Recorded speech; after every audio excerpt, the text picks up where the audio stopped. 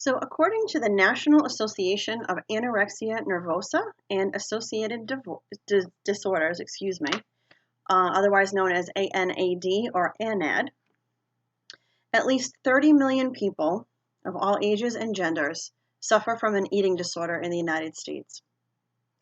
So that's what we're going to talk about today. And we're going to talk about this today because that's a lot of people. And we're also going to talk about this today because eating disorders, in case y'all didn't know this, have the highest mortality rate of any mental illness. It is one of the most difficult mental illnesses to treat and has one of the most highest rates of recidivism when you are working with somebody that has an eating disorder. And so I want to talk about this today, not just because of those statistics, but I want to talk about it because for a few reasons. One, I think that we don't realize as parents, and that means both parents. You know, a lot of times when we're talking about weight issues and things like that, everyone tends to just stereotypically look at the mother or the female, you know, that has, you know, these issues and constantly talking about weight, trying to lose weight, dieting, exercising, all of these things. But the truth is, it's not just that. You know, just as many men in the United States have eating disorders, and it is just as difficult to treat them as it is women. And so I just want to be very clear about that. So this isn't just geared towards females. And the reason why this is so important is I'm coming across, as I am sure so many people in my field have in the past, and I have too when I was working in group homes, residential group homes, both with all female and all male. I saw this as well. So this is not new for me, but you know, it's just concerning because I feel like now I have a different type of platform to kind of say a few of the things that I want to say today. And there are just a few things I think we don't think about in our language and the things that we not only say to our children, but the things that we also say to our partners, to our friends. We don't think about them sometimes, and we don't realize the effect that they have on our kids. Okay, also on our kids' friends too. So this is just this actually has such a ripple effect. And so I want to just start, you know, even with the things, just the things that we say to our friends. You know, we talk about, oh, I need to go on a diet. If I pick up another carb, you know, oh my God, I'm going to kill myself. You know, I drank too much, especially during COVID. There was so many conversations about, you know, drinking and eating and people doing, you know, an overabundance of both. I'm not saying that's a great thing. And I'm not saying that we shouldn't be aware of our bodies and what we're taking into our bodies and we shouldn't be healthy. And I'm going to be very clear about that today. Like, that's not what I'm saying. There is a very big difference between discussing health and being healthy and eating healthy and exercising for health and focusing solely on weight loss and what that means and what you're portraying to your kids when you talk about it and you're solely talking about weight loss. And every time you make a remark about your clothes not fitting or that you don't feel right, and you know, again, you mentioned the words diet, your kids are taking in that information and they're watching you and they're listening to you. And when you're complaining about things, they're hearing that and they're internalizing that. And so when they gain a little bit of weight, they equate that to something negative because you're doing that. You're equating all of these weight things with something negative, and then they start to do that. And that is just the beginning of it. You know, obviously there's other issues like social media and whatnot, but that's a whole other topic. But just the beginning is what goes on at home, and the things and the topics that you guys talk about at home are very important. And all of us have done this.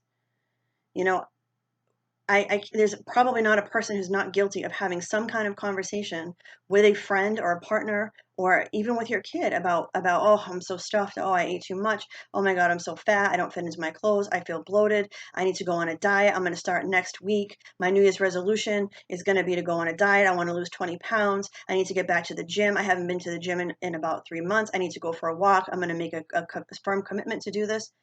Again, nothing's wrong with eating healthy, and nothing's wrong with paying attention to what you're putting in your system, and nothing obviously is wrong with being healthy and exercising, but it's how you're saying these things in front of your children and how you're saying it to your children, because it has a huge impact. I have clients right now that literally have such significant self-esteem issues, and it's all revolving how they feel they look.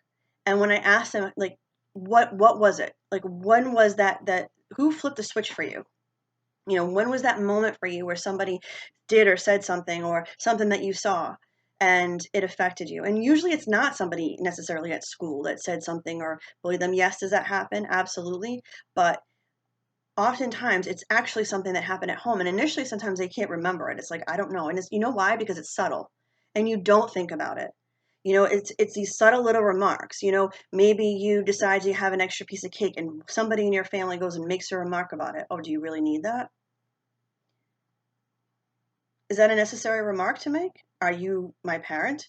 Is there a different way that you could have maybe had that conversation? Could you have said, you might get a stomach ache? Maybe there's a different concern there about sugar or whatever that they're putting in their body.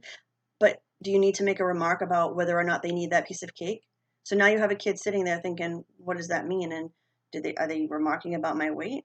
Why did they say that? So now you have a kid, 6, 7, 8, 9 years old, questioning, am I fat? 6, 7, 8 years old shouldn't be questioning those things. You want to have a conversation with them about, again, paying attention to their sugar intake, and maybe you have, pretty strict rules about, what your child eats, which obviously, again, is fine. This isn't a judgment about those things, but that's again, like, so you want to make sure that your child's not, again, caffeine and sugar and processed foods and stuff like that. That's fine. Those are the decisions that you make amongst your family and with your children. But you're doing that with the mentality that you're going over with them. This is why we're doing this, because we want to be healthy, and these are healthy foods. Excuse me, vegetables and fruit and protein and whatever it is that you want to do with your family, you should do with your family, of course. But how you explain it, that's where the huge differences come in. Another subtlety, your child loses a little bit of weight and immediately everybody jumps all over that. And, oh, you look great. You look amazing. You look good in that dress. You look great in that suit. Wow, those shorts look much different on you. They look really good on you. Oh, those didn't fit you last year. You look terrific. Okay. So you may think that's harmless. But here's the thing. Why did your child lose weight? Was it because they were trying to? Was it an accident? Were they not feeling well and they lost weight? Whatever the reason is behind that, if you don't know what it is, it might not have been a healthy reason, and you just gave them some ridiculous positive reinforcement to keep doing whatever it is that they were doing. Oftentimes what happens when a child or an adult or a teen, whomever, really starts to continue with, especially with starving themselves or, binging and purging, is because someone or someone's gives them positive reinforcement. That moment where someone acknowledges that they look great because they've lost weight, that's enough sometimes for someone to say, oh yeah, well, I'm going to keep going. And every time somebody else acknowledges how great they look because they've lost weight, it encourages them to keep going. And it is very hard when you sometimes cross that line to bring that person back. I am being 100% with you. So again, when you're having conversations on the phone with family, friends, whomever, and you're saying things about wanting to lose weight, just try to consider changing the terms that you're using. Talk about health. When you're talking about the food that you're going to eat and why you're going to eat it and the changes that maybe you're going to start making, just consider how you talk about that. Again, talking about making like what. So when your kid, here's an example. What if your kid says, you know what, I want to make some changes in the food that I'm eating. They decide that they want a different lifestyle as far as what they're eating. Maybe they want to change to being vegetarian or whatever it may be, right? Keto diet. There's lots of diets, and I'm not necessarily saying one's better than the other, or anybody should be on a diet. I'm just saying, what if there's a conversation around that? There's ways to have that conversation about, oh, so you want to change, you want a healthier lifestyle. You want to look at something that's a bit healthier than maybe how you've been eating or how we've been eating versus, oh, you want to lose some weight. So again, right there, you've basically let your kid know that in your opinion, your child is fat. And again, there's a better way to do that, to have that conversation about changing the way that we're eating.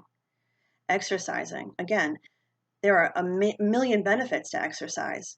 It's not just to lose weight.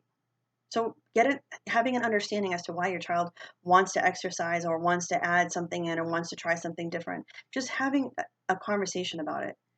And if your child really is fixated on losing weight, please start having that conversation with them as to why. Again, we have a generation right now that is growing up with social media and filters everywhere. So everything that everybody sees is not real. It is just a completely unrealistic expectation that they're putting on themselves and that other people are also putting on them.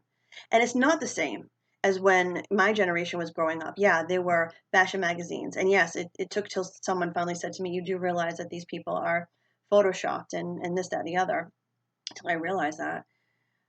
But the difference is being that not everybody had these magazines.